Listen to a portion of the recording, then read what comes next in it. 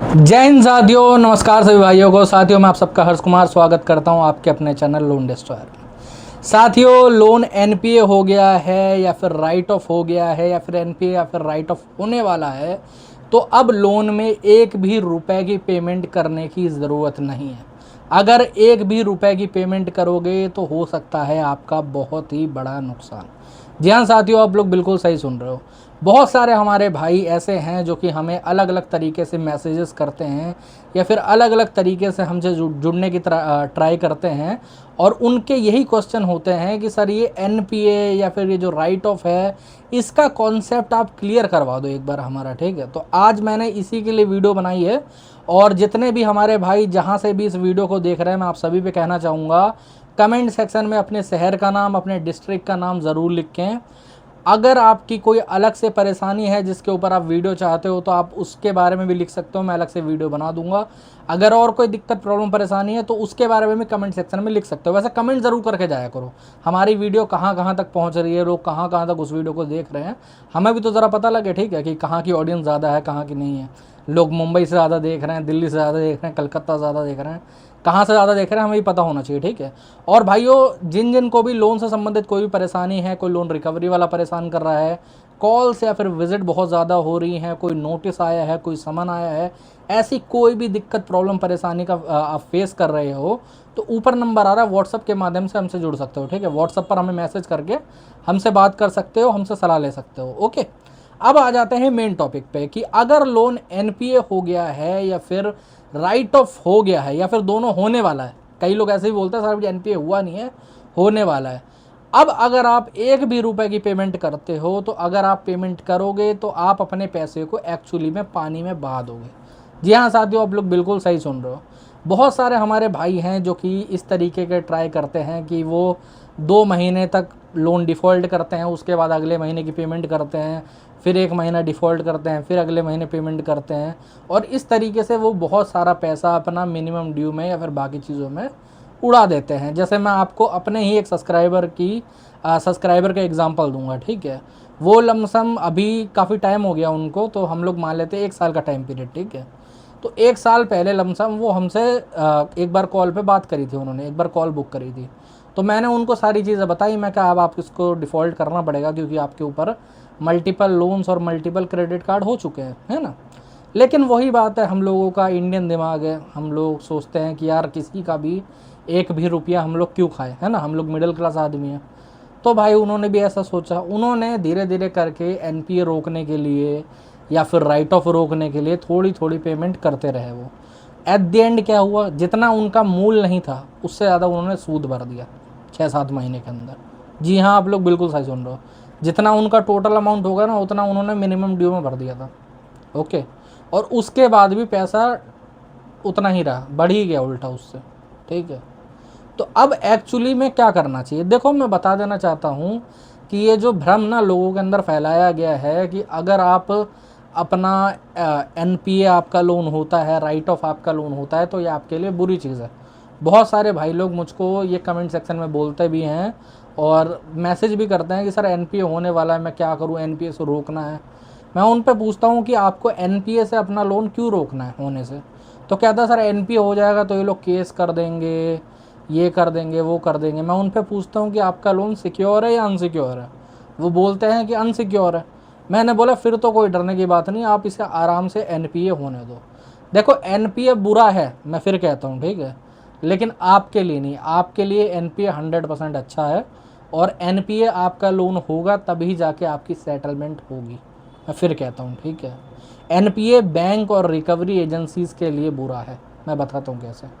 किसी भी बैंक का एनपीए का रेशियो अगर 20-22% पहुँच जाता है तो भाई साहब वो बैंक दिवालिया हो जाता है, वो बैंक डूब जाता है। समझ रहे हो, आरबीआई उससे बैंकिंग का लाइसेंस छीन लेती है। ऐसा इंडिया में हो चुका है, आप लोग न्यूज़ में जाके देख सकते हो। गूगल पे जाके लिखिएगा कि कौन कौन से बैंक का एनपीए का रेशियो 20 से ऊपर गया, तो आप सभी को देखने को मिलेगा वहाँ पर ज़्यादातर बैंक बंद हो गए हैं। समझ रहे हो, बहुत सारे बैंक है, लक्ष्मी विलास बैंक है, यस बैंक था हमारा, वो बंद होने वाला था बट आरबीआई ने उसको बचा लिया। बट उसका जो शेयर प्राइस है वो आज के टाइम पे भी गिरा हुआ है। समझ गए। अब ये एनपीए आपके लिए अच्छा क्यों है मैं बताता हूँ। देखो ये सच बात है कि कोई भी बैंक अगर चाहे तो एनपीए के बाद आपके ऊपर केस कर सकता है, ठीक है, इसमें कोई दो राय नहीं है। लेकिन क्या एनपीए के तुरंत बाद बैंक केस करता है? तो आंसर है नहीं, ठीक है। ये मैं जो बता रहा हूँ ये प्रैक्टिकल बता रहा हूँ आपको, ये आपको कहीं लिखा नहीं मिलेगा, ठीक है। क्योंकि कई लोग क्या करते हैं, गूगल पर सर्च मारते हैं और बोलते हैं लेकिन सर बैंक के पास तो राइट है केस करने का।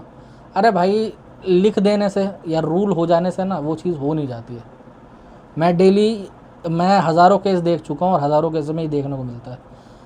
अगर एनपीए के तुरंत बाद केस कर सकते हैं तो ज़रूरी नहीं कि बैंक केस करेगा। और मेजॉरिटी में आपको अगर एक चीज़ बताऊँ ना, 100 में से 95 लोगों पे कभी कोई केस होता ही नहीं है। 5% पे बैंक की मजबूरी है कि वो केस करे। और मजबूरी क्यों है मैं ये भी बता देता हूँ आप लोगों को। दरअसल होता क्या है कि एक लीगल रूट फॉलो करना होता है बैंक को, ठीक है।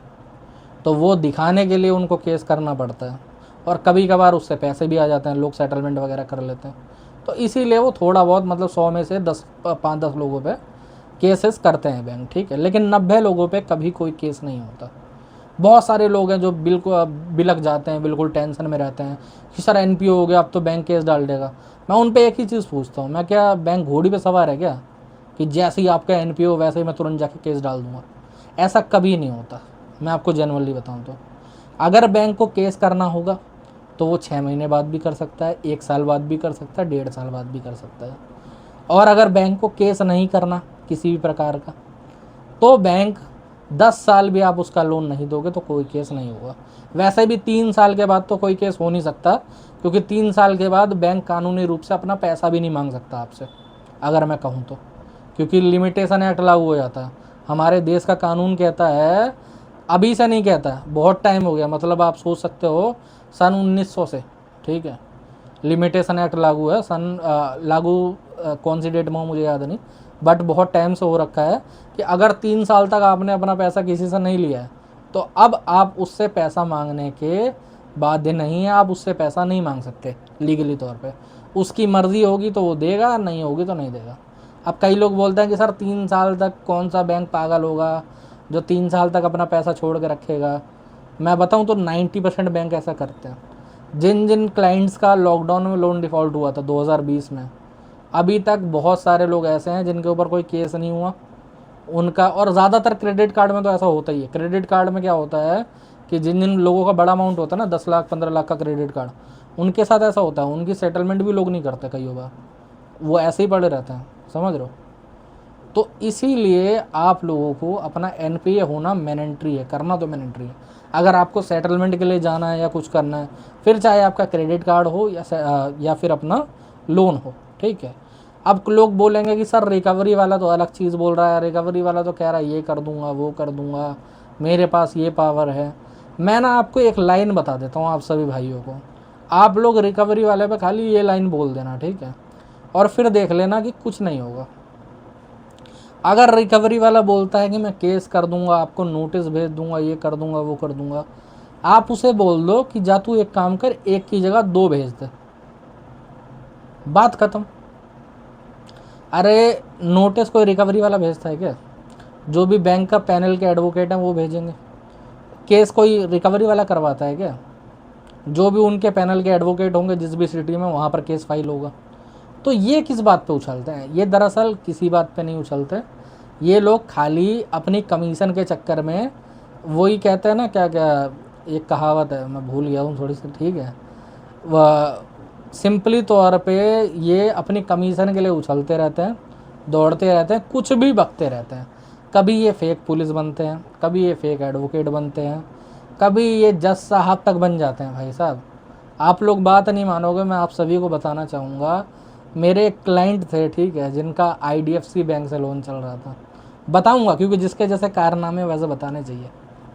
अब उनको कॉल फॉरवर्डिंग उनकी हमारे पास लगी हुई थी, ठीक है। तो मेरे एक लड़के के पास कॉल बज गया, वहाँ सामने से फ़ोन उठाया तो कह रहे जी मैं हरियाणा कोर्ट का जज बात कर रहा हूँ। तो अब लड़के ने मुझे ट्रांसफ़र कर दिया कि सर देखो बात करो, मज़ा आएगा, ठीक है। मैंने बोला हाँ जी मैं बोल रहा हूँ, बताओ क्या हुआ। कह रहा जी मैं हरियाणा कोर्ट का जज बात कर रहा हूँ, आपका केस आया हुआ है, बताओ क्या करना है। तो अब मैंने बोला, मैं क्या यार तुम जज साहब हो ना, आप तो जज हो? कह रहा हाँ जी। मैंने बोला आप मुझ पे क्यों पूछ रहे हो कि क्या करना है, आप एक काम करो फांसी की सज़ा करवा दो, बात ख़त्म करो, है ना। आप बात नहीं मानोगे, जैसे ही मैंने फांसी का नाम लिया वैसे कॉल काट दी। दोबारा मैंने 3-4 बार कॉल करी, एक बार भी कॉल नहीं उठाई, ठीक है। ऐसा होता है, रिकवरी वाले दरअसल वो ये क्या कहते हैं, कुत्ते की दुम है भाई साहब, वो सीधी नहीं होने वाली कभी भी, वो ऐसी हरकतें चालू रखेंगी। समझना किसको है, समझना कस्टमर को है। इन लोगों का टारगेट पूरा नहीं होता तो ये लोग कभी भी घुमाते रहते हैं फ़ोन, कहीं भी कुछ करते रहते हैं, अलग अलग तरीके के प्लान बनाते रहेंगे। मैं आपको एक और बताऊंगा, एक NBFC थी, ठीक है। हमारे एक क्लाइंट को फ़ोन आया था, पहले फ़ोन आया, पहले व्हाट्सअप पर मैसेज वगैरह करा, ठीक है, कि आपके नाम का वारंटी इशू हो गया, ये वो फलाना ढिमकाना। अब उसे देखा, हाँ फेक था, हमें तो पता ही है, देख के ही पता लग गया कि फ़ेक है। उस नंबर से कॉल भी आ गया कि जी मैं यहाँ थाने से बात कर रहा हूँ तुम्हारे नज़दीकी, ये एडवोकेट साहब का नंबर है, इनसे बात कर लो, अगर इनसे बात नहीं करोगे तो हम तुम्हारे घर आ रहे हैं गाड़ी लेके। हमने बोला ठीक है भाई, बात करवाओ। अब ये लोग एक ही टेबल पे बैठे रहते हैं, मैं आपको बताऊं तो। हमने उनको फ़ोन करा, वो कह रहे हैं जी फाइल नंबर 4 है आपकी, 30,000 रुपये भर दो, ये कर दो, वो फलाना ढिमकाना वो। जब हमने गालियाँ देना स्टार्ट करी तो कॉल काट के भाग गया भाई साहब। दोबारा कॉल करो तो ये लोग कॉल भी नहीं उठाते फिर।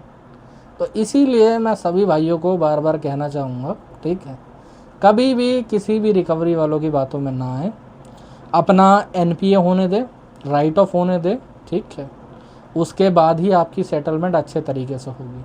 और हाँ, एक बोनस टिप आप सभी भाइयों के लिए, कई लोग मेरे को ना मैसेज करते हैं और पूछते हैं कि सर मैंने सुना है कि राइट ऑफ के बाद लेजर से ही अकाउंट को हटा दिया जाता है, तो ये सच बात है, ठीक है। लेकिन कई लोग ये बोलते हैं फिर तो हमें एक भी रुपए की पेमेंट करने की ज़रूरत नहीं है, सेटलमेंट ही करने की ज़रूरत नहीं है। तो ऐसा नहीं है, वो लोग लेजर से हटा देते हैं, मैं मानता हूँ, ठीक है, बट रिकवरी के अंदर तब भी रहता है केस, ठीक है। और उनको पता होता है कि आपके ऊपर इतना लोन है, ये सारी चीज़ें हैं। उन्होंने खाली जो डाटा जो इनका शेयर मार्केट के लिए जाता है या फिर कहीं और जाता है ना, RBI वगैरह में, वहाँ से उन लोगों ने हटा दिया। ओके, आप इसके आगे चल के सेटलमेंट कर सकते हो और सेटलमेंट कर भी लेनी चाहिए। अगर फंड नहीं बन पा रहा, अगर जुगाड़ नहीं हो पा रहा तो मत करो सेटलमेंट, बाकी कोई दिक्कत वाली बात नहीं है, ठीक है। और जितने भी भाई हैं, 1 रुपए की पेमेंट मत करो, मैं फिर कहता हूँ। NPA हो रहा है होने दो, राइट ऑफ हो रहा है होने दो। एक बार NPA होगा फिर राइट ऑफ होगा, आपको बहुत अच्छा 10 से 15% का लोन या क्रेडिट कार्ड का सेटलमेंट का ऑफर मिल जाएगा। ओके, तो साथियों आज के वीडियो में इतने ही। अगर आप लोगों को वीडियो अच्छा लगा हो तो चैनल को सब्सक्राइब कर लेना। अगर और कोई दिक्कत प्रॉब्लम परेशानी आ रही है तो ऊपर नंबर आ रहा है, व्हाट्सएप पर मैसेज कर सकते हो, ठीक है। जय हिंद सभी भाई।